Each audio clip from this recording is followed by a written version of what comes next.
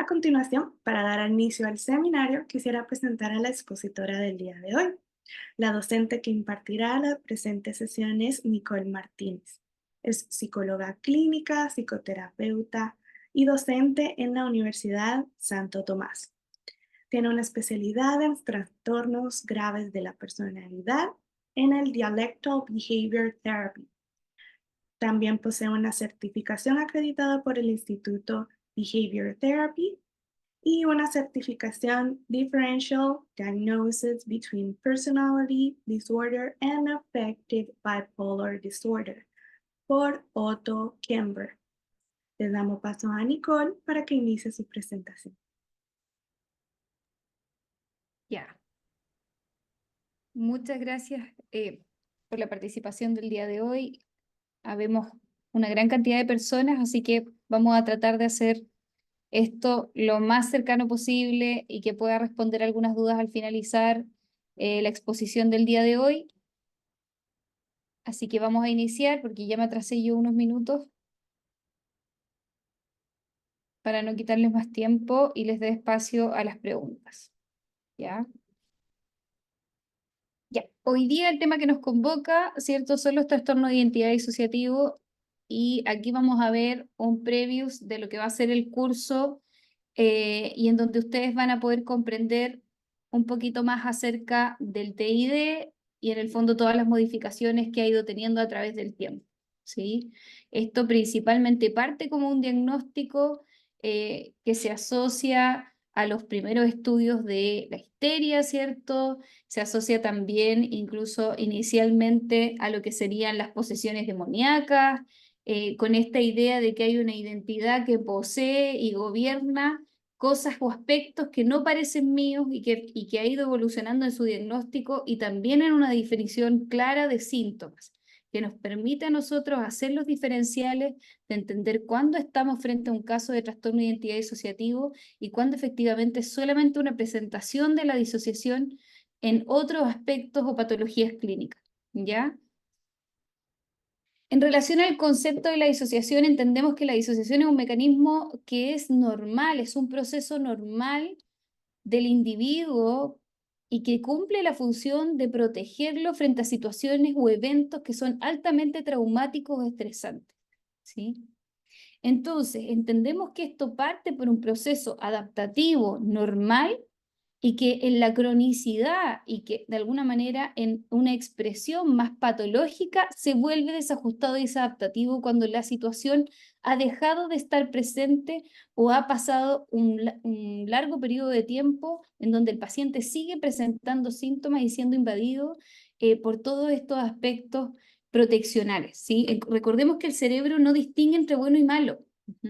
Cuando hay una aparición de una emoción intensa y una emoción que es similar o que incluso pudiera llegar a ser parecida en términos de intensidad, no necesariamente en una emoción en específico, sino más bien la intensidad, el mecanismo proteccional aparece sin distinguir efectivamente si está protegiendo al sujeto o no, porque hay una evaluación de un evento fuera que no es real y que es más bien imaginario.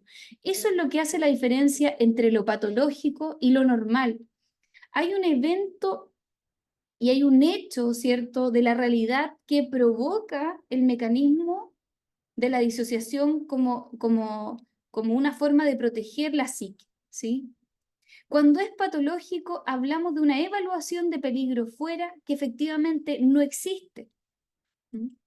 Porque si estuviera sería normal, pero hay una evaluación de peligro, ¿cierto? Una evaluación sistémica de mí mismo y de lo que ocurre afuera que activa los mecanismos de la disociación. Y eso es lo que lo hace desadaptativo patológico. Que el desajuste se siga presentando a pesar de que efectivamente la situación ya no esté presente o haya transcurrido una gran cantidad de tiempo, ¿sí? Finalmente, el trastorno de identidad disociativo, ¿cierto?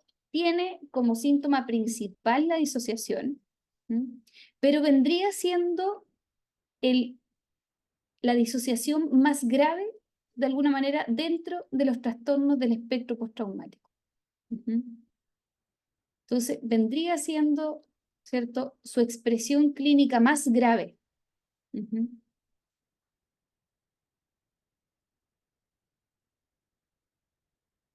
Ya, y como sabemos que efectivamente una expresión clínica grave, en general podemos encontrar que hay varias teorías que abordan trastornos graves de la personalidad y que son más bien orientados en terapias de tercera generación.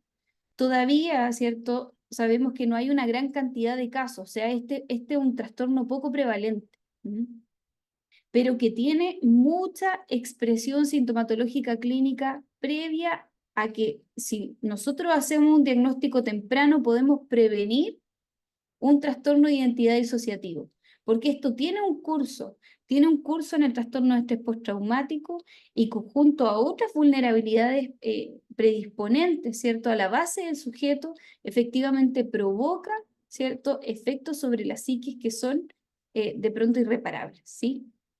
¿Existe un techo en donde nosotros podemos alcanzar cierto nivel de bienestar? Por supuesto que sí, pero ese sujeto evidentemente ya no va a volver a una estructura normal. Cuando me refiero a estructura normal, me refiero a estructura neurótica, ¿sí? Una persona que está más cercano a este tipo de cuadro, ¿cierto? Evidentemente no va a volverse una estructura neurótica. Podemos alcanzar cierto nivel de integración, pero no podemos hacer borrón, ¿cierto?, de toda la historia de vida del sujeto y por el contrario buscamos integrarla. Ya. Entonces, cuando hablamos de disociación patológica entendemos que es una disrupción total o parcial, ¿sí?, de la integración normal del funcionamiento psicológico. O sea, la disociación patológica es una disrupción que afecta directamente a la integración del funcionamiento psicológico. Por tanto, hay un montón de procesos cognitivos y procesamiento de la información alterado. Y eso es lo que finalmente genera los otros síntomas que vamos a ver más adelante. La disociación puede producir ciertas alteraciones de conciencia, dificultades al nivel del cuerpo, de la forma de percibir los estímulos orientados hacia el cuerpo, de la percepción del mundo, de la percepción del sí mismo. Existen alteraciones a nivel del pensamiento, las creencias. Son más bien, si ustedes visualizan, alteraciones que son en muchos sistemas, o sea, también esto impacta obviamente en lo social, en la autonomía y en la capacidad que tiene el sujeto para funcionar de forma habitual. Entonces la disociación interrumpe, ¿cierto?, todos los procesos de la conciencia, del cuerpo, y de alguna manera puede hacerlo de forma parcial o total, ¿sí? Tenemos diferentes presentaciones clínicas de intrusiones disociativas. Las más comunes, ¿cierto?, y que encontramos en el trastorno límite de la personalidad son la despersonalización, la desrealización. También podemos escuchar voces, ¿cierto? El TLP, cuando está más cercano a lo psicótico y tiene una estructura menos funcional, tiende incluso a disociarse del diálogo interno, que es muy devaluativo y negativo hacia sí mismo. También están los deseos que no se sienten propios, sino más bien deseos impuestos, ¿sí? Y esto es lo que en un inicio se asociaba a la posesión demoníaca, en donde se creía efectivamente de que había otra entidad y eso se trataba como una enfermedad mental, ¿sí?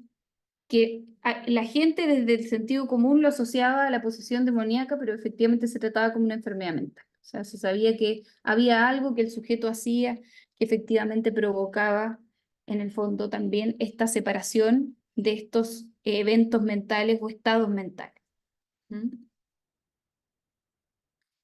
Ya, la disociación, como les decía en un inicio, es una función adaptativa que busca proteger la psique y protegerla ¿de qué? De eventos potencialmente traumáticos en sí o eventos que son tremendamente estresantes para el sujeto, ¿sí? Dentro del trauma podemos encontrar que tiene obviamente influencias en el desarrollo del apego y los ambientes invalidantes y lo que desde el DBT se menciona como la invalidación traumática. La invalidación traumática es, ¿cierto?, una relación que se da entre el cuidador y el niño, en donde efectivamente frente a ciertos estados emocionales desagradables, el cuidador comienza a invalidarlos, ¿sí? Esto puede ser de manera directa con vulneración de derechos, ¿cierto?, castigando al niño, golpeando al niño, o puede ser también de manera indirecta, ¿m?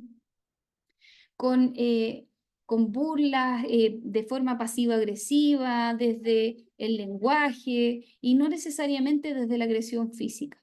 ¿M? Si eso es sostenido en el tiempo y también asociado a algunas otras dificultades temperamentales, eso obviamente puede acrecentarse y terminar evidentemente en un espacio en donde el niño, ¿cierto? Como por orden natural, al inicio tiene un pensamiento mágico, ¿sí? En las etapas del desarrollo, nosotros desarrollamos pensamiento mágico. Y además que el niño tiende a hacer muchas atribuciones hacia sí mismo respecto de los fenómenos que ocurren afuera. ¿Mm? En esa etapa de alta vulnerabilidad, el niño puede empezar a generar ciertos mundos alternos o de forma creativa irse hacia otros lugares que le permitan a él tolerar la realidad, ¿sí? Cuando la realidad se le hace altamente estresante y tolerable desde la creatividad, puede irse hacia otros lugares.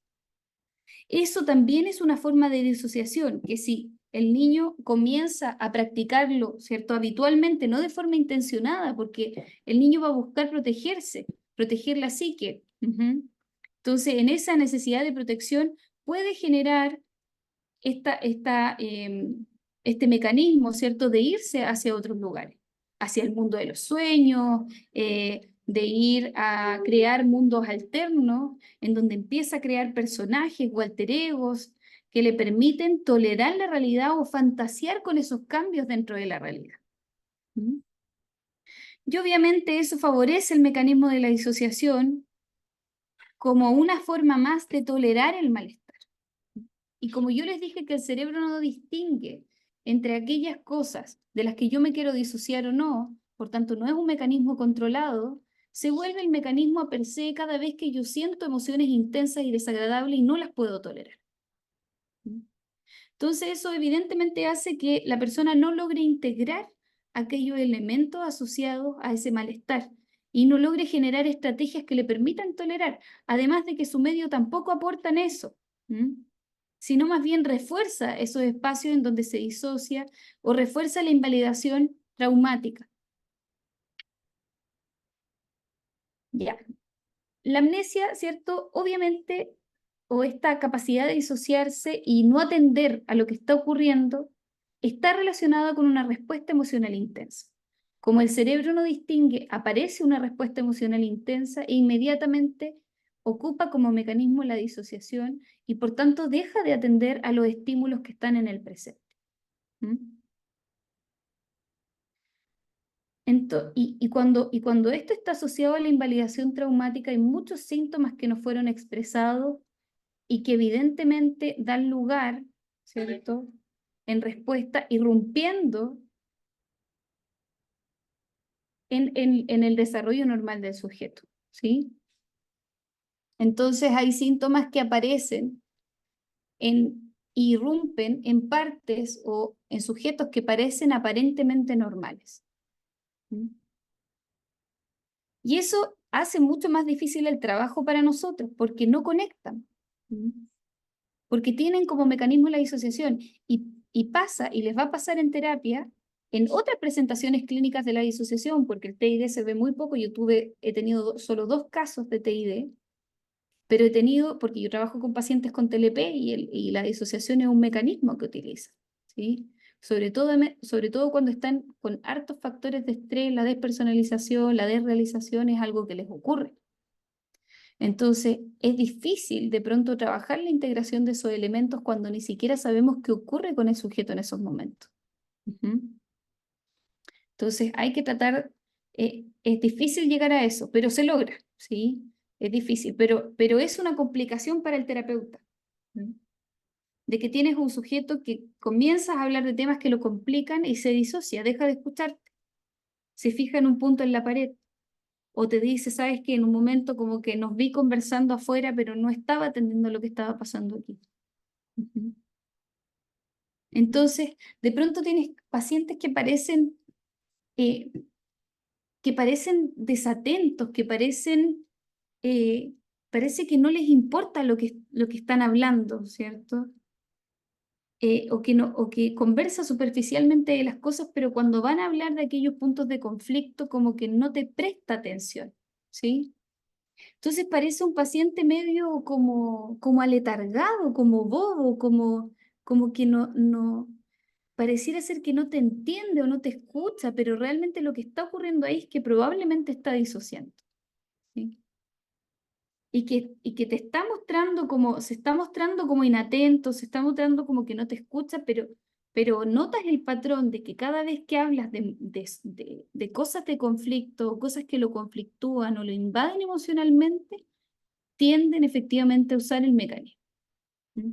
Ahora, muchos pacientes no lo entienden y no lo conocen como disociación, entonces no te hablan de disociación, ¿sí? Te dicen me distraje, te dicen no estaba atendiendo, me fui para otra parte, mi mente se fue para otra parte, no logré escucharte, pero que finalmente esa inatención está asociada a una respuesta emocional de alta intensidad que generó la conversación. Ujú. Ya, entonces, todos estos pacientes probablemente y asociados a ambientes invalidantes tendían a la huida mental. ¿Mm? ¿Producto de qué? De respuestas agresivas del ambiente, de respuestas impredecibles, de respuestas agresivas, de cuidadores que devuelven respuestas aún más intolerables. Porque hay un niño que genera una respuesta, ¿cierto? Cuando un niño se desborda, los niños pequeños se desbordan emocionalmente, cuando tienen hambre lloran. ¿Mm? Y si tú no los atiendes inmediatamente lloran más fuerte todavía. Y por tanto, cuando eso ocurre, ¿cierto? Ellos dan una respuesta emocional que es intolerable al cuidador. Y el cuidador tiene como, ¿cierto? La capacidad, debería de tener la capacidad para entender las necesidades del niño o niña y estar dispuesto y sensible frente a eso, debería devolverlo de una forma mucho más tolerable, con la solución. Pero efectivamente eso a veces no pasa y el cuidador también se desborda y lo devuelve de una manera mucho más intolerable. Les doy un ejemplo.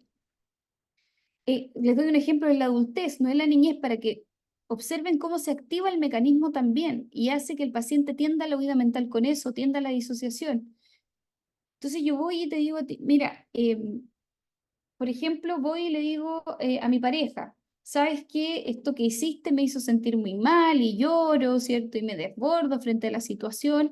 Y mi pareja, en vez de devolverme eso, ¿cierto? Quizás con una buena capacidad mentalizadora, en vez de devolvérmelo a mí como de una manera más tolerable, ¿cierto? Decirme entiendo, se molesta y me culpa, ¿cierto? Y me dice que irrumpo en su paz y que efectivamente de nuevo estás con lo mismo. Entonces, esa dinámica devuelve, ¿cierto?, esta necesidad que yo estoy comunicando de una forma mucho más intolerable.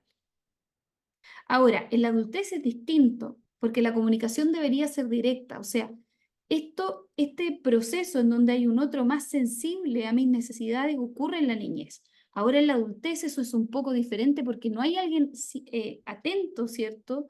O necesariamente disponible o sensible frente a todas esas necesidades. ¿Mm? Porque en la adultez soy yo quien tiene que hacer algo también por esas necesidades, ¿sí? Si bien puedo contar con el otro, yo también puedo hacer algo al respecto para satisfacer esas necesidades.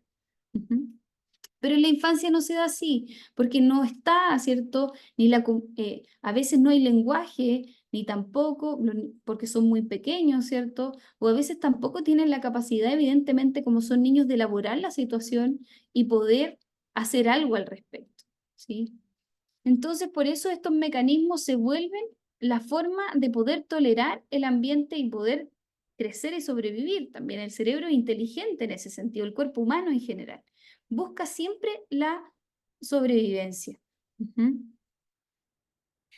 Ya, otros aspectos que podemos encontrar muchas veces también y que están asociados a a esta invalidación traumática es que hay experiencias de trauma transgeneracional. Cuando yo veo que hay una familia que viene de una crianza asociada al trauma, con golpes, vulneración de derechos, ¿cierto? Evidentemente eso va a hacer que, por ejemplo, no sé, el cuidador de mi paciente o incluso mi paciente también tenga algunas dinámicas traumatogénicas relacionadas, ¿cierto?, a esa experiencia de invalidación traumática. ¿Mm? Y comience a relacionarse también con otras personas en algún sentido desde esas experiencias. Entonces, efectivamente, eso viene un poco a reforzar también esos patrones que estamos intentando cambiar en relación a la huida mental y en relación a este mecanismo de la disociación, ¿sí? Para favorecer también la integración de eso que el paciente no tolera. ¿Mm? Entonces, acá, ¿qué es lo que podemos encontrar? Que las combinaciones de disrupción en el apego temprano, ¿sí? Más traumas definidos, por ejemplo, pueden ser experiencias de microtrauma o invalidación traumática, podría generar, ¿cierto?, todas estas presentaciones que les mostré más frecuentes de disociación y también en mayor grado, ¿cierto?, y en mayor gravedad el trastorno de identidad disociativa. ¿Mm? Ya, ahora, no todos los eventos traumáticos o no todas las personas que viven eventos traumáticos van a generar disociación patológica, ¿ya?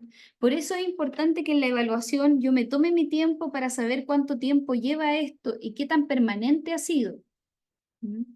Porque en el diagnóstico yo no puedo pretender que alguien que, no sé, entraron a la casa y los asaltaron y les robaron todo adentro y los amarraron, ¿cierto? Los amenazaron de muerte. En una semana, ¿cierto? No vaya a presentar disociación como un mecanismo para proteger la mente. Ujú.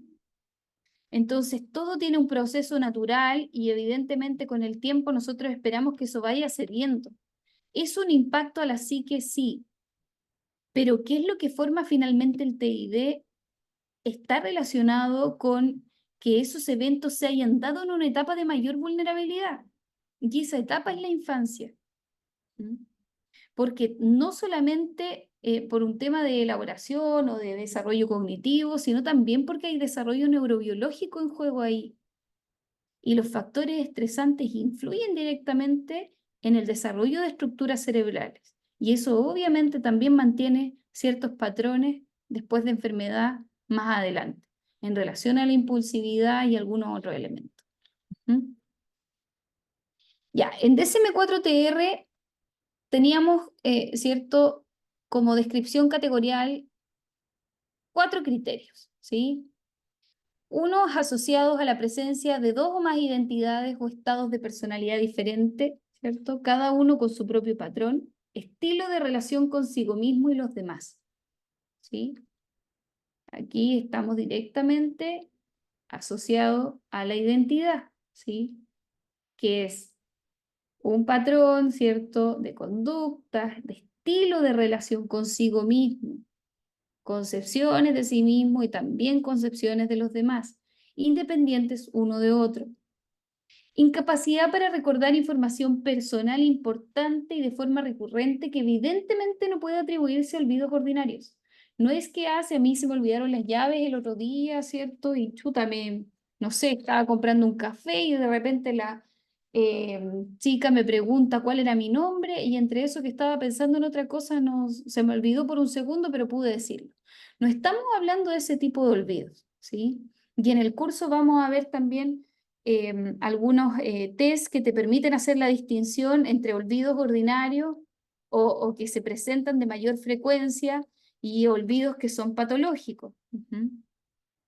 O que no se esperan a ciertos rangos de edad y que obviamente no son atribuibles a ningún cierto olvido por algún tipo de demencia, ¿ya?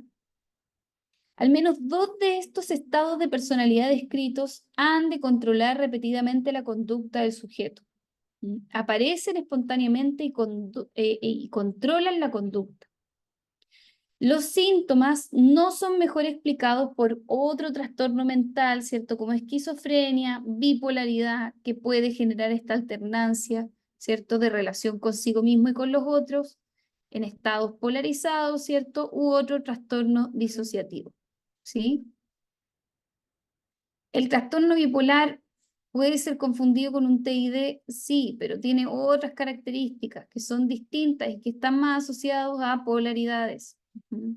Acá no vas a encontrar un patrón de polaridad y son más de 2 estados. ¿Mm? Ya, en las descripciones de DSM-5, ¿cierto? Hay algunas modificaciones y encontramos, ¿cierto? Que hay una descripción más completa de los estados de personalidad que se definen como discontinuidades marcadas en el sentido del yo, ¿sí? Con alteraciones en muchas áreas, el afecto, la conciencia, la memoria, la sensopercepción, ¿cierto? El funcionamiento del sensoriomotor, de la cognición y la conducta. Entonces, hay alteraciones en todas las áreas y hay una descripción completa, ¿cierto?, de estas discontinuidades marcadas en el sentido de yo y cómo se expresan. ¿Mm? Se sigue manteniendo la pérdida de memoria como uno de los ¿cierto? Patrones de funcionamiento general que nos atribuye a olvido ordinario.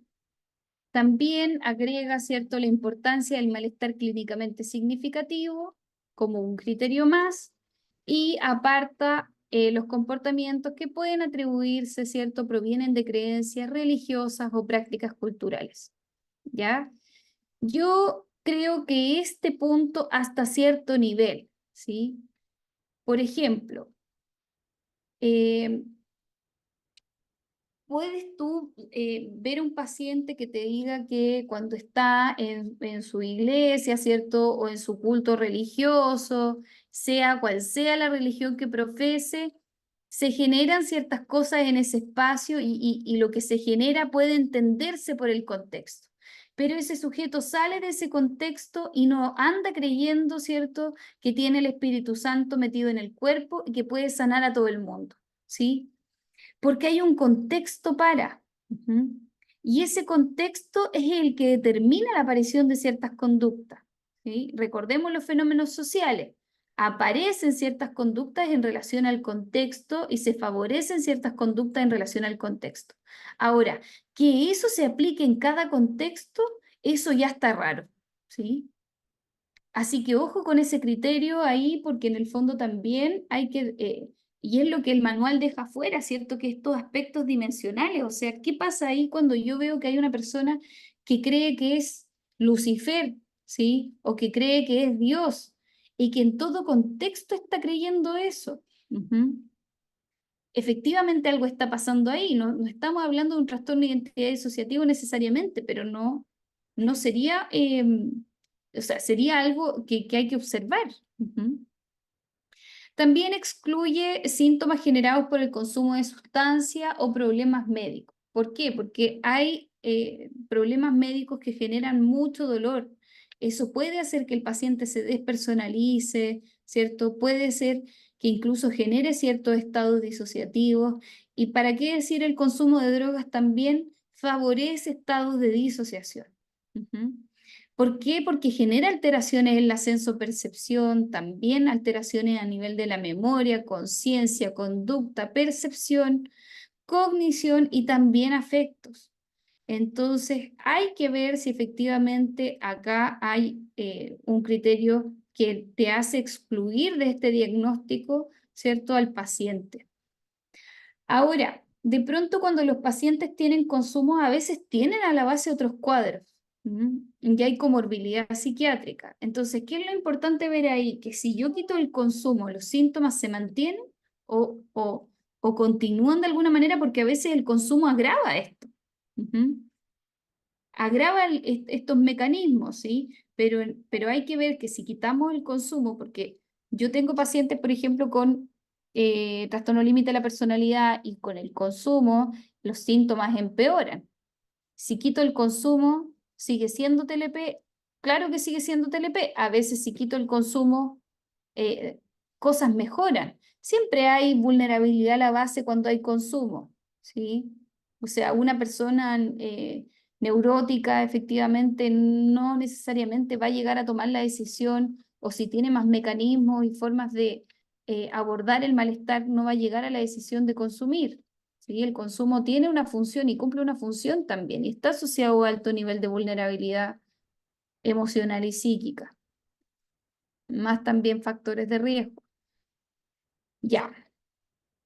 Los síntomas que podemos encontrar son síntomas a nivel de memoria, ¿cierto? Pérdidas de la memoria, y acá tú puedes ver que efectivamente el paciente no recuerda qué es lo que hizo, por qué es que de pronto se encontró en el refrigerador 5 kilos, 20 kilos de queso y no come queso. O sea, eso también lo desconcierta. No recordar cómo llegó hasta ciertos lugares porque efectivamente había otro estado identitario ahí gobernando la situación. Y como son estados independientes, ¿cierto? Tienen bases de memoria independiente, tienen formas de concebirse a sí mismos independientes y esas no se mezclan entre sí. También hay, ¿cierto? Afecciones, síntomas a nivel de conciencia y evidentemente la identidad, o sea, es una identidad que no está consolidada y que se encuentra desintegrada respecto a estas concepciones de sí mismo. Uno puede tener diferentes concepciones de uno mismo, ¿cierto? Pero estas como que se separan, ¿me entiendes? Entonces se separan y si bien tienen una continuidad en términos de concepción de sí mismo y los demás, van a ver ustedes que es una expresión individual traumatogénica. Entonces, si por ejemplo yo tengo un paciente que vivió y es parte de la experiencia traumatogénica en ambientes muy sucios. Entonces puede volverse una persona tremendamente limpia, ¿sí? Y la concepción de sí mismo es que es ordenado, limpio, y va todo en torno a esa misma creencia, a una creencia que da una serie de atribuciones, pero que el mundo es sucio, el resto es flojo, ¿cierto? No hace nada. Y, y ustedes ven esa dinámica en cómo se percibe a sí mismo y percibe a los demás, pero que es individual y es un aspecto del trauma. ¿Mm? Usualmente las identidades que se generan, ¿cierto? Tienen relación con la fantasía de la solución de la experiencia traumática o tienen directa relación con la experiencia en sí. ¿Mm? También hay síntomas corporales, ¿sí? Son pacientes que tienen una gran cantidad de síntomas en el cuerpo, dificultades para, ¿cierto?, integrar incluso la experiencia corporal. Entonces sienten, por ejemplo, que su mano se mueve sola y que no es algo que ellos estén ordenando. Y que es como que si el cerebro se desconectara y en el fondo comienzan a disociar también la experiencia corporal. Sensaciones que sienten que no son de ellos o que efectivamente están siendo provocadas por alguien más. También tienen muchas intrusiones en el pensamiento, ¿cierto? Intrusiones en incluso cuando están en la socialización, en muchas áreas de su vida, ¿sí? Se ven interrumpidos por emociones o por partes emocionales que vienen también desde la experiencia traumática, ya sea mediante flashback, mediante sensaciones o emociones muy intensas, mediante sueños o irrupciones también de estas identidades que llevaban un curso y que efectivamente viene otra a irrumpir lo que el otro estaba haciendo, ¿sí? Alto nivel de desregulación emocional y esto a la base para cualquier ambiente invalidante. La invalidación traumática no necesariamente va a generar trastorno de identidad disociativo. Eso se reafirma con otras experiencias de microtrauma también y en una larga exposición en el tiempo, ¿sí? Pero un factor que es transdiagnóstico a los ambientes invalidantes es la desregulación emocional. Entonces, además, como tiene dificultades para poder integrar la experiencia corporal, dificultades para incluso integrar las sensaciones y emociones que tiene, efectivamente le va a costar leerse, ¿cierto? Le va a costar entender lo que le pasa y por tanto también va a generar mecanismos que no son contingentes en relación a las emociones. ¿Mm? También hay afecciones en el nivel de sistema de creencias, ¿cierto? Entonces son pacientes que tienden a la rigidización de ciertas creencias y que también generan comportamientos rígidos en relación a eso, ¿ya? Esto principalmente es lo que caracteriza en términos de sintomatología el trastorno de identidad disociativa. ¿Mm? Igual y piensan, o sea, hay un alto nivel de malestar clínico acá. ¿Y por qué hay un alto nivel de malestar? Porque el paciente igual se descoloca, o sea, se ve en una situación en donde hay alguien que lo saluda y él no se acuerda quién es y lo saluda por otro nombre. Ujú. Entonces, porque con las identidades ellos atribuyen nombres, o sea, cuando estamos hablando de trastorno de identidad disociativo, hay otra identidad, por tanto se relacionan con otros de diferentes formas. ¿Mm? Entonces, no sé si vieron la película, si hiciera, ¿cierto? La película de Fragmentados, creo que se llama, que es una cuestión hollywoodense, o sea, jamás se han visto tantas personalidades, ni en las descripciones literarias hay tantas personalidades, pero en el fondo también ahí te muestra efectivamente cómo es que las identidades irrumpen y todos los mecanismos que este paciente empieza a generar para poder tener control sobre esa identidad. ¿Mm? Y poder conocerlas en mayor profundidad, ¿sí? A ver, y no es que el paciente en la mente genere como dos espacios mentales o dos cerebros, ¿entiendes? Está todo revuelto, pero hay una separación y el paciente hace la separación. Ujú. Por eso es que a veces los pacientes tienen la idea de que las identidades dialogan dentro de su cabeza, pero es porque eso es parte de su propia experiencia, no es que él sea dos personas, eso no pasa, eso es un mecanismo que ha generado la mente y que efectivamente, ¿cierto?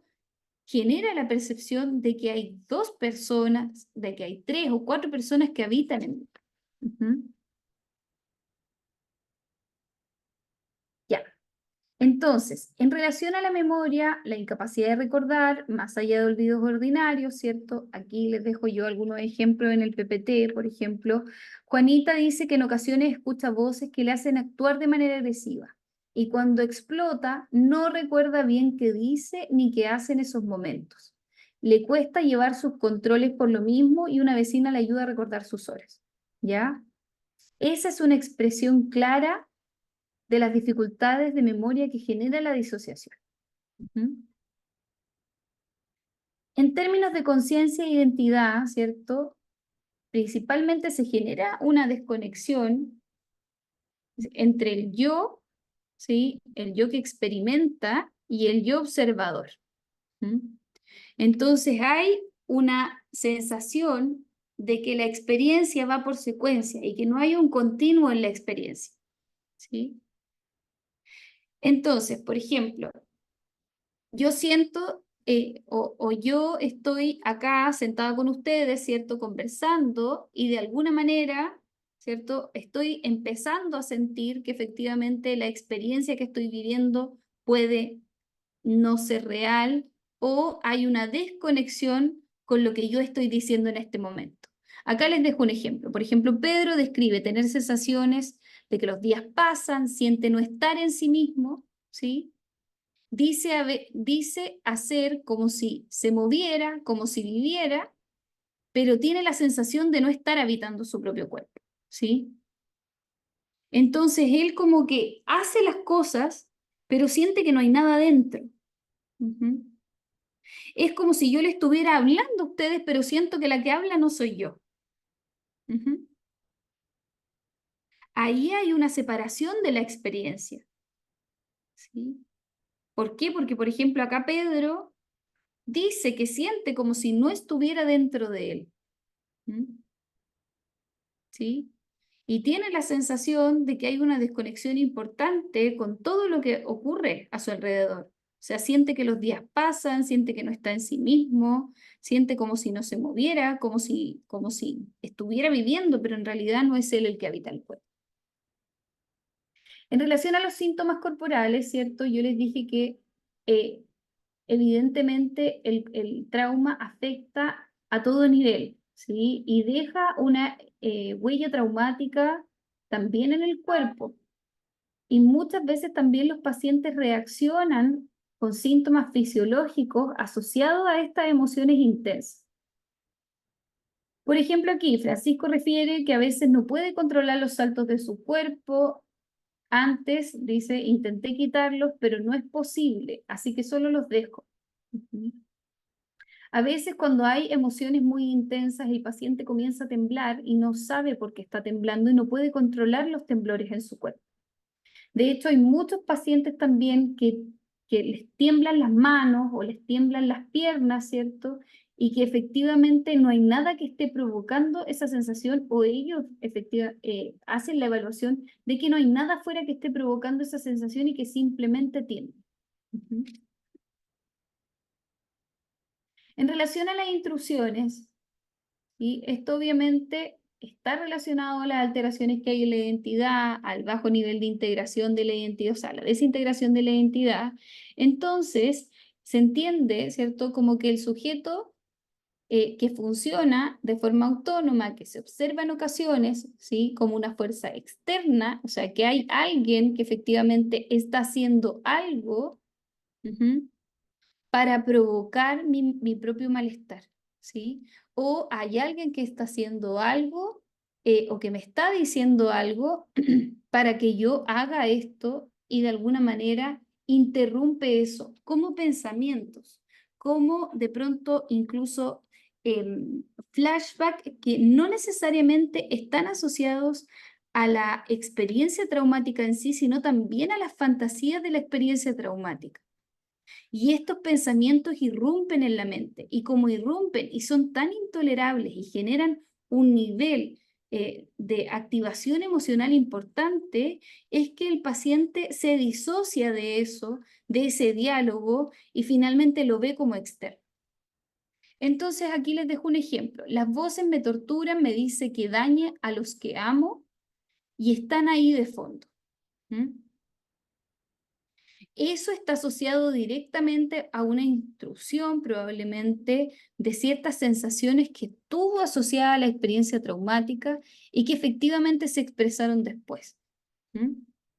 Por ejemplo, la sensación de justicia, la sensación de haber querido eliminar a mi padre o eliminar a mi madre por lo mucho que me vulneró.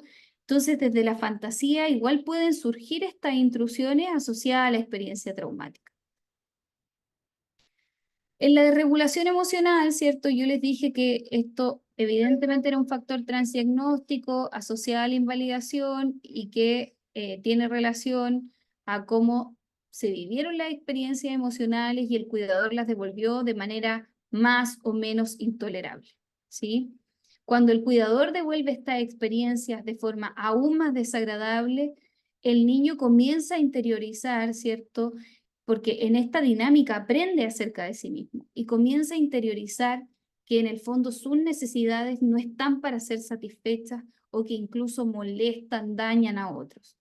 Y en base a eso surge este diálogo interno de devaluación, de que yo no soy importante, no sirvo para nada, y que es un diálogo interno que se vuelve completamente intolerable, ¿sí? Y es lo que puede llevar también a pensamientos suicidas. En el sistema de creencias encontramos obviamente que el individuo evidentemente acostumbra a no cuidarse bien por todo el trauma transgeneracional también y las dinámicas que ha aprendido en torno a sus propias necesidades. Acostumbra a no cuidarse a sí mismo, ¿sí? La relación con sí mismo está deteriorada también y por tanto se afecta a nivel de imagen, ¿cierto? Físico, es una persona que de pronto descuida su aseo, que descuida la forma en la que se ve, y por tanto también obviamente eso impacta a nivel relacional. También hay una distorsión de las creencias que tiene acerca de sí mismo y los otros y que están asociadas a la experiencia traumática. Entonces puedes encontrar creencias un poco bizarras respecto de las relaciones o cómo deberían ser estas. En ocasiones también hay expectativas que son idealizadas o incluso mágicas también, o también pueden tener una tendencia más depresiva de un futuro desolador y que de alguna manera no hay nada que pueda salvar ni a sí mismo ni a la humanidad de todo lo que les ha ocurrido a ellos y en relación a su propia experiencia y lo que observan afuera también como un mundo peligroso. ¿Sí?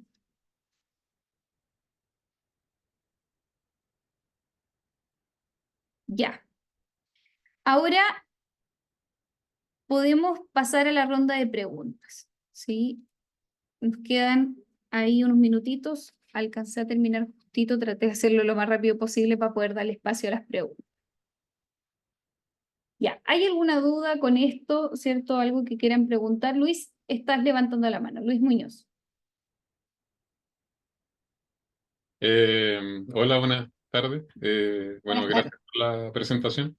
Estuvo muy interesante y tengo dos dudas bien rapiditas. La primera es que muchos de estos síntomas me recuerdan a cuadros depresivos o de trastorno de déficit atencional también. Y, Ujú. y quería también preguntar cómo se navega en esto. ¿El hecho traumático o la experiencia traumática sería el pivot en este tipo de diagnóstico? Y la segunda es si hay una edad determinada para poder dar este diagnóstico. Claro, obviamente hay una edad determinada porque entendemos que el proceso de desarrollo neurobiológico, la asentación de estructuras cerebrales, por ejemplo, en las mujeres hasta los 25 años y en los hombres hasta los 28.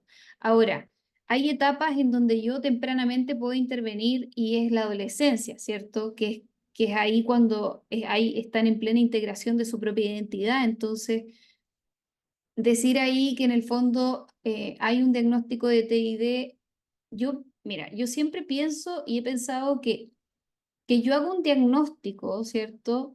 En cierta medida no como que crucifica al paciente, o sea, no lo determina en ningún sentido.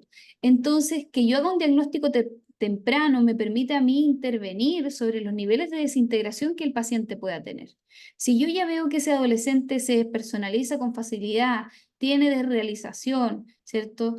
Y que eso no se da solamente frente a eventos estresantes como surge en el TLP, y que hay otros criterios también que están funcionando ahí con síntomas que de pronto pueden parecer medio psicóticos, ¿cierto? Esto de escuchar voces, cuando tú indagas en el diálogo interno y te das cuenta cómo el trauma genera ciertos efectos y que no necesariamente también eso puede estar asociado a un nivel de vulnerabilidad a la base en relación al apego y todo eso, pero hay cosas que también refuerzan en mayor grado o lo dejan así puramente, ¿sí? Como una experiencia traumática que ha afectado a la psique, pero que el paciente logra generar otros recursos, incluso desde lo cognitivo, para poder avanzar en otras áreas. Ahora, ¿qué es, qué es lo que yo te diría a ti que en el fondo también tengas un conocimiento importante acerca de estos diferenciales y cuáles son las características que ya te sacan de un TID, ¿sí? Porque una persona con déficit de atención, claro, es una característica, ¿cierto?, asociada a la neurodiversidad y es algo con lo que se nace, también no tiene que ver con un proceso de desarrollo, o sea, tú puedes tener un niño con un ambiente muy validador y de muy buenas experiencias, también padres disponibles o sensibles a las necesidades del niño y aún así tener déficit de atención por algo genético. ¿Mm? Pero también hay estudios que relacionan el déficit atencional a la experiencia traumática, ¿cierto? Y a la invalidación traumática principalmente, ¿sí? La necesidad de estar en constante movimiento y no conectar con el diálogo interno. Ujú. Pero ahí yo creo que también no podemos ver de pronto si es el huevo o la gallina, ¿sí? O sea, si ha sido el trauma finalmente el que ha generado eso. Más bien lo medimos en términos de funcionalidad y en relación a otras características también, ¿sí? Entonces, como la memoria y la atención y todo lo que está asociado a los procesos cognitivos no es el único criterio, hay que evaluar otros criterios también, ¿ya?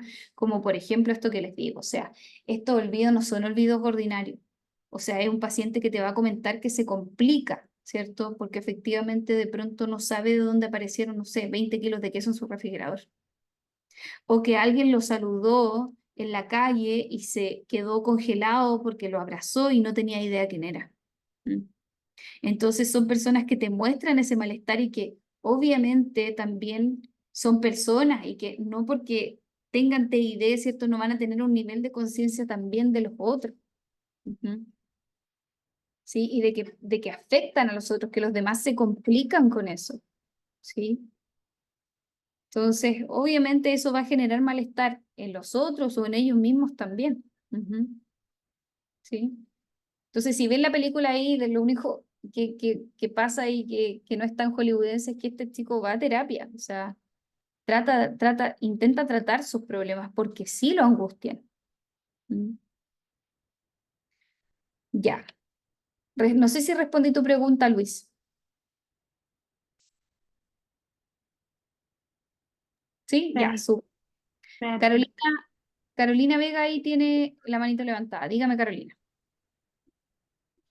¿Me escucha? Ujú. Te Buenas escucho. tardes. Acá de la ciudad de Antofagasta, eh, Te escucho muy bajito, Carolina. ahora sí, ¿Sí? bueno, de acá de la ciudad de Antofagasta. Ay, no, Carolina, se te va el audio. Si me escribes mejor tu pregunta y ahí yo te la puedo responder. No te escucho, no te escucho bien. Ya. Antonia Inostroza. Hola, ¿cómo está? Hola, Antonia. Quería hacerle una pregunta. Más o menos entonces desde los 14 años se podría diagnosticar como con este trastorno. O sea, yo por eso te digo que está la evaluación dimensional también. Tenemos que ver cómo es que esos criterios y con qué nivel de malestar y de acuerdo a la historia de vida del sujeto podemos aplicar el diagnóstico o no. Hay cada vez más estudios que muestran que efectivamente el diagnóstico te permite hacer una intervención temprana. Cuando yo evito el diagnóstico, lo único que hago es trabajar síntomas que se trabajan de forma individual. Y eso obviamente también lleva a la cronicidad de ciertos síntomas o ciertos patrones de funcionamiento que son desajustados. Entonces, yo no te daría una edad así como establecida porque hay tanto debate respecto a eso que yo tampoco tengo una postura clara respecto a respecto a, como, a qué edad específicamente hacer el diagnóstico. Yo a qué voy es que me olvido un poco, ¿cierto?, del tema de la edad y lo que hago es evaluar el nivel de malestar, la permanencia de la sintomatología, el nivel de gravedad que ha tenido a través del tiempo, ¿cierto? También evalúo cómo se ha dado la historia de vida del sujeto porque trabajamos con eso. Entonces, de acuerdo a eso, yo digo, ok, es pertinente hacer el diagnóstico. ¿Por qué? Porque el diagnóstico tiene un tratamiento farmacológico, ¿sí? Porque el diagnóstico le va a ayudar al paciente a obtener, a saber qué es lo que le pasa, le va a ayudar a su familia a comprender lo que le pasa, pero todo eso siempre llevado en una buena orientación al tratamiento. Ujú. Entonces, no podemos hacer un diagnóstico así como que por hacerlo, ¿cierto? Y porque específicamente cumpla con los criterios para. Eso es importante de evaluar, o sea, lo categorial no hace un diagnóstico. Ujú. Y siempre y cuando yo ese diagnóstico lo oriente al tratamiento y sea específico en relación a las características del paciente, tiene una utilidad. Si no, no, no, no tiene mucho sentido entender, por ejemplo, porque no es un criterio de exclusión, ¿sí? O sea, que no porque un paciente, o sea, imagínate esto, Antonia, un paciente que tiene 17 años con todos los comportamientos borderline, abiertamente borderline, se corta, tiene conductas sexuales de riesgo, tiene conducta autodestructiva, ¿cierto? Inestabilidad emocional y una serie de otros síntomas que han permanecido a través del tiempo desde los 13 años. ¿Mm? Y ya tiene 17. Entonces, que cumpla 18, ¿hace la diferencia? No, ese paciente debió haber recibido el diagnóstico para iniciar tratamiento, ¿sí? Y si no, lo empiezan a tratar que por depresión, que por ansiedad, ¿cierto? Que, no sé, que por depresión psicótica y por una serie de diagnósticos que no son contingentes al patrón general de funcionamiento del paciente. Entonces, es importante, la edad no toma mucha relevancia, ¿cierto? Es importante ver más allá de lo categorial y evaluar lo dimensional, evaluar el nivel de malestar y evaluar también la permanencia de los síntomas. O sea, no porque lleve un año así, yo ya voy a hacer un diagnóstico, ¿cierto? De TID o voy a hacer un diagnóstico de algún otro trastorno grave de la personalidad, ¿cierto? O algún otro cuadro severo. Entonces, por supuesto que no toma mucha relevancia eso de la edad. O sea, yo creo que es más algo que hay que evaluar en torno a las propias características del paciente y el malestar clínicamente significativo y aquellas, eh, ¿cierto? Cosas que han permanecido estables a través del tiempo, ¿sí? En un patrón de funcionamiento más bien rígido. ¿Ya? Eso. Ujú. ¿Respondí tu pregunta, Antonia? ¿Sí? Ya, súper. Georgia, creo que se pronuncia ahí. Georgia Tabach, ¿está bien? ¿Sí? Tienes tu manito levantada. Aló, Sí, te escucho. hola, buenas. ¿Sabe qué?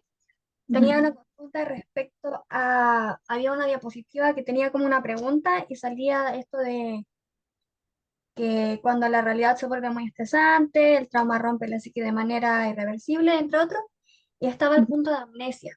Y estaba, pensé en relacionarlo, no sé si está bien, con la película Click de Adam Sandler, ¿Ya? que él como que llega al punto cuando ya quiere dejar de que avance el tiempo, porque eran Ujú, situaciones estresantes las que lo hacían avanzar el tiempo, ujú. y él decía como que no se acordaba de lo que había hecho y como que no era él, pero las respuestas eran como automáticas, como que contestaba y así. También era Claro, como... claro.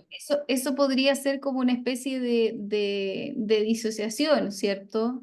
Es una presentación clínica de la disociación.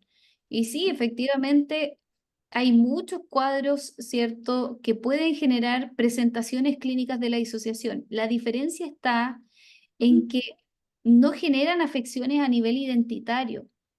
O sea, bueno, las dificultades en la memoria siempre te van a generar dificultades. ¿Por qué? Porque tú no eres capaz de entenderte quién has sido a través del tiempo, quién eres, ¿cierto? Y no existe esta permanencia del yo, ¿sí? Entonces, cuando hay estos periodos de amnesia, ¿sí? En el TID, cuando están estos periodos en donde efectivamente el paciente no recuerda y hay fallas importantes en la memoria, le cuesta aún más integrar la identidad, ¿sí? ¿Por qué decimos identidad? Porque acá sabemos que a la base hay una misma personalidad, diferentes estados identitarios, ¿sí? El TID no es lo que se conocía antes como trastorno, ¿cierto?, de personalidad múltiple. Hablamos de una misma personalidad, ¿cierto?, con diferentes estados identitarios, ¿ya? Y eso es una afección que es más grave en términos de disociación. En cambio, las otras afecciones o presentaciones clínicas que podemos encontrar surgen mediante algún factor estresante que provoca, por ejemplo, en el TLP, la despersonalización o la desrealización. Entonces, eso después es reversible. El paciente vuelve a su estado normal, deja de escuchar voces, ¿ya? O el paciente vuelve a su estado normal y deja de sentir que en realidad se está observando desde afuera o que la realidad le es ajena. Porque está asociado directamente a la desregulación emocional también. Entonces, efectivamente eso hace la diferencia, ¿ya? Hay que aprender a distinguir. Hay cuadros que tienen presentaciones clínicas de la disociación, pero que a la base tenemos, no necesariamente estamos hablando del trastorno de identidad disociativo, estamos hablando de otros cuadros que generan disociación como un mecanismo más producto de este factor transdiagnóstico asociado a la desregulación emocional, ¿ya? Es un factor de vulnerabilidad transdiagnóstico y se presenta en gran parte de los cuadros más severos. Ya, ¿quién más está levantando la mano? A ver si respondo la última pregunta antes de irme. Sí, En este caso veo que hay un chat, en el chat hay una pregunta que ya. es bastante interesante para ti. Te Aquí la dice, voy a leer. Dice, es de Giselle. ¿Qué ya. estrategia se puede aplicar para integrar a las identidades? ¿Y qué reacción suele tener el paciente cuando se le informa del diagnóstico de TID? Es decir, hay personas que perciben como ataque o invalidación al explicarles que realmente no existen diferentes personas dentro de él o ella. Ya, es que, mira, son varias preguntas las tuyas, pero voy a tratar de responderlas lo más que puedo, ¿sí? Estrategia a aplicar, las vamos a ver en el curso, pero como primera estrategia, ¿cierto? Es súper importante el manejo del lenguaje. Es decir, que yo no favorezca la disociación del paciente y por tanto yo no atribuyo ni nombres, ni tampoco le sigo el juego en este sentido, que era lo que un poco en la película pasaba, o sea, quiero hablar con Patricia, ¿cierto? Le decía, quiero hablar con tal identidad. No, porque esto no es como un juego escabroso en donde yo trato de ver cómo se comportan esas identidades, ¿sí? Entonces, si yo estoy haciendo una evaluación diagnóstica, puede ser, ¿sí? Pero si yo estoy haciendo psicoterapia, lo que tengo que favorecer es la integración. Por tanto, el lenguaje forma parte fundamental de eso, en donde yo trato de resignificar un poco lo que el paciente me está diciendo y devolvérselo de otra manera. Entonces, en vez de decirle, ah, no, es Juanito, ¿cierto? El que se molesta y siempre está queriendo romper todas las cosas de la casa. En cambio, eh, Pedro es el que en el fondo está muy triste y no tiene energía para nada. O sea, en vez de hablar de eso, yo hablo de estado emocional. Cuando tú te sientes triste, entonces efectivamente, o cuando aparece ese lado tuyo que se siente triste, o cuando aparece ese lado tuyo que se siente enojado, ¿sí? Entonces genera un punto medio en el lenguaje también en donde yo no le digo, bueno, eso no son diferentes identidades, o sea, tampoco lo confronto. Y le digo, tú no tienes diferentes personalidades, ¿sí? Porque ya ha habido también, obviamente, a lo mejor una elaboración por parte del paciente, obviamente eso lo va a espantar, ¿sí? Entonces, ¿qué hacemos? Tratar de trabajar cuidadosamente sin confrontar al paciente excesivamente. ¿Mm? Cuando se le informa el diagnóstico de TID, probablemente un paciente no lo entiende, ¿cierto? Pero por alguna razón también sienten algo de alivio. ¿Por qué? Porque tiene un nombre, eso que le pasa y de pronto no puede explicar, ¿ya? Entonces, en el proceso igual, en cierta medida, como que hay cierta sensación de alivio. Ahora, es importante conducir eso hacia el tratamiento, ¿sí? Porque si no lo conducimos hacia el tratamiento, queda ahí y en el fondo el paciente lo único que hace es angustiarse. Mira, que lo perciban como ataque o invalidación, ¿cierto? Eso va a depender de la forma en la que tú también te comunicas con el paciente y en la forma en la que tú tratas de devolverle eso que le está pasando, ¿sí? Si es confrontativo, probablemente se va a sentir atacado. Ujú. Y si yo le digo a él, tú no tienes esto, a ti no te pasa esto, ¿cierto? También lo voy a estar invalidando y vamos a hacer de la terapia parte de la situación traumática, ¿sí? La invalidación traumática es así. Los cuidadores le decían a este niño o niña, no, tú no estás triste, estás enojado, pero mira si estás haciendo pataleta, mira cómo te enojáis. Ujú. Entonces ya está el mañoso, ¿sí? Entonces en el fondo hacen interpretaciones erradas de los estados emocionales del niño porque no son sensibles a eso y porque funcionan también en equivalencia psíquica. O sea, lo que les genera a ellos es lo que finalmente está sintiendo el niño. Ujú. Y esas interpretaciones erradas hacen que el niño no aprenda a integrar bien y de buena manera su experiencia emocional.